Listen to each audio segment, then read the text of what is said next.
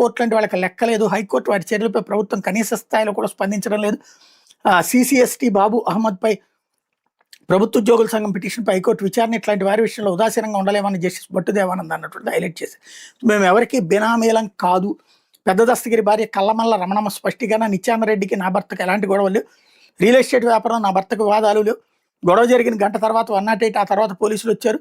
పోలీసులు రిమ్స్కి వెళ్ళి కేసు పెట్టమన్నందుకే అప్పటికప్పుడు వెళ్ళాం, లేకపోతే తెల్లారిన తర్వాత వెళ్ళేవాళ్ళం. ప్రాణాలు పోసే చోట నా భర్త ప్రాణం తీశారు. ప్రభుత్వం నాకు నా బిడ్డలకి న్యాయం చేయాలి. మరోవైపున హత్య రాజకీయాలు దుష్ప్రచార కుట్రలు అంటూ ప్రత్యర్థులపై దుష్ప్రచారం ద్వారా తప్పుదారి పట్టించే కుట్ర. తాజాగా వైఎస్ఆర్సీపీ నేత దస్తగిరి హత్య దారుణంగా వక్రీకరణ. వైఎస్ఆర్సీపీకి ఆపాదిస్తూ దుష్ప్రచారం. బాబు డైరెక్షన్లో విషప్రచార కుట్ర.